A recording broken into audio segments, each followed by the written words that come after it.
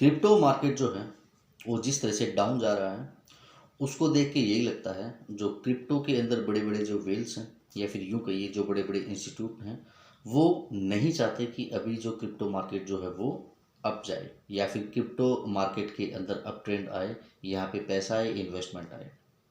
कोई ना कोई अभी भी पेंडिंग है उनका कि उनको ये लगता है कि भैया अभी मार्केट जो है यहीं पे रहना चाहिए या मार्केट जो है और ज़्यादा डाउन जाना चाहिए। क्या लगता है कि उनको भाई और ज़्यादा बाइंग करनी है या कुछ और करना है। अब ये तो खैर वही बता सकते हैं, हम तो इसके बारे में नहीं बता सकते, क्योंकि ये सब चीज़ें मैं क्यों बोल रहा हूँ, ये चीज़ें हमें एक्चुअली समझनी होगी क्योंकि मार्केट का जो सिनेरियो जो है उसके देख के यही लगता है दोस्तों।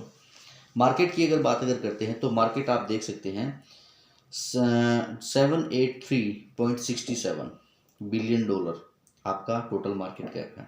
अगर बीटीसी की अगर करते हैं तो 15,770 डॉलर के आसपास में क्या है कि जी ट्रेड कर रहा है। और अगर इसके ऑल टाइम हाई की अगर करते हैं तो नवंबर 2021 के अंदर इसका ऑल टाइम हाई जो था वो था जी 68,790 डॉलर। तो आप देख सकते हैं कि जी डिफरेंस जो है वो कितना ज़्यादा डिफरेंस यहाँ पे हो गया है दोस्तों। अब बात अगर करते हैं जी ईटीएच के बारे में, इथेरियम के बारे में, 1090 डॉलर के ऊपर इथेरियम जो है आपका ट्रेड कर रहा है। और ये भी आपका नवंबर में 2021 के अंदर लगभग आप ये लगा के चलिए आप 4,890 डॉलर के आसपास में अपना ऑल टाइम हाई जो है वो टच करके आया है दोस्तों। सो एक्चुअली हमें क्या है कि जी ये चीज़ें समझनी होगी कि जी मार्केट के अंदर जो फिलहाल अगर हम जो देख पा रहे हैं, जो सिचुएशन जो बना हुआ है वो सिचुएशन ऐसा क्यों बना हुआ है। देखिएगा, समझिएगा, कोई भी अगर मान लीजिए इंसिडेंट अगर होता है उससे किसी न किसी का तो बेनिफिट होता ही है। अगर कोई कोई भी अगर मान लीजिए सिचुएशन अगर क्रिएट अगर करता है, अगर ये बड़े वेल्स की बात करते हैं या फिर इन्वेस्टर्स की बात करते हैं कि उन्होंने इस तरह का सिचुएशन बनाया हुआ है तो वहाँ पे कोई ना कोई तो उनका बेनिफिट होता ही है। अब एफ का आपने न्यूज़ देखा, एफ के बाद में आपको एक और न्यूज़ देंगे जेनेसिस का। गूगल आप करेंगे तो आपको पता लगेगा Genesis warns of possible bankruptcy without funding. Okay, अभी इन्होंने क्या किया जी, इन्होंने भी क्या है कि जी इनका टोटली ऑलमोस्ट इनका क्लियर हो गया है कि ये भी बैंक रप्टेसी के लिए क्या है कि फाइल कर रही है। अब इससे क्या होगा, मार्केट के अंदर पहले ही बुरा हाल है। ओके, अब इन्होंने भी अगर ऐसा ही अगर कर दिया तो भैया सीधी सी बात है फिर उसके बाद में मार्केट का क्या हाल होगा। ठीक है, 8 की सीरीज़ में 0.8 की सीरीज़ में क्या है कि मार्केट हमारा चलता था, अब 7 की सीरीज़ में भी आ गया है जी, 0.7 की सीरीज़ में भी आ गया है। अब इसके बाद में क्या है कि जी मार्केट के जो हाल जो हैं अभी जो मान लीजिए सिनेरियो हम देख पा रहे हैं वो अच्छे नहीं है दोस्तों। कहीं ना कहीं हमें ये लगता है कि वो अच्छे नहीं है। अगर हम ये सोचे कि भाई ये कॉइन जो है, ओके, ये हमारा डाउन है, इसके अंदर हमें इन्वेस्टमेंट हमें करना चाहिए। दो तरह की चीज़ें हैं दोस्तों। एक तो आपको ये लगता हो कि आज आप जो इन्वेस्टमेंट आप कर देते हैं आप उसको लॉन्ग टाइम के लिए होल्ड कर सकते हैं, या फिर उसके अंदर अगर कोई और भी अगर मान लीजिए डाउनफॉल अगर आ जाता है तो उसके बाद भी आप उसको होल्ड कर सकते हैं। ओके, तो है सही। अदरवाइज आप ये सोचे कि भैया ये जो है अभी इसका पीक पॉइंट है, यहाँ पे अच्छा डाउन आ गया है, यहाँ पे मैं कर लेता हूँ, तो इस चीज़ की कोई श्योरिटी आपको नहीं दे सकता कि इससे ज़्यादा डाउन मार्केट आपका जाएगा नहीं।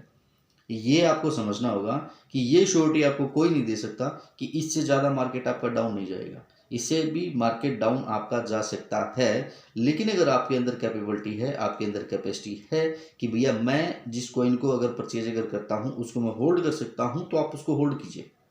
ओके, अब इसके बाद में बात करते हैं जी एफ के बारे में।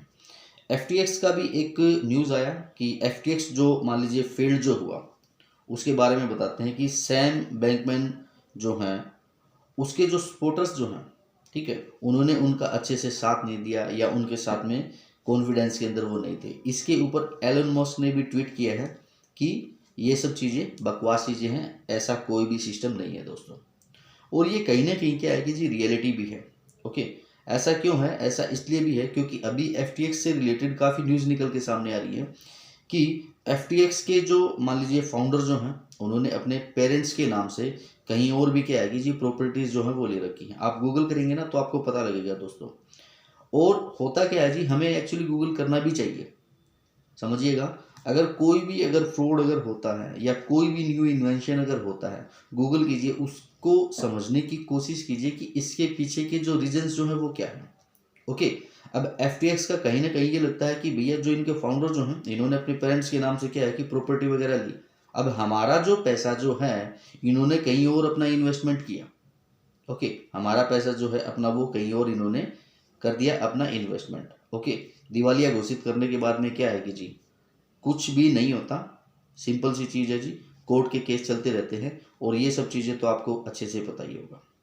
ओके, और इन दो बैड न्यूज़ के बाद में आपको एक न्यूज़ और देंगे जिससे क्या है कि जी हमें ये भी फील होता है कि मार्केट के अंदर कुछ कंपनियां या कुछ लोग ऐसे भी हैं जो चाहते हैं कि जी क्रिप्टो मार्केट जो है अब बूम के अंदर आए। ऐसा क्यों?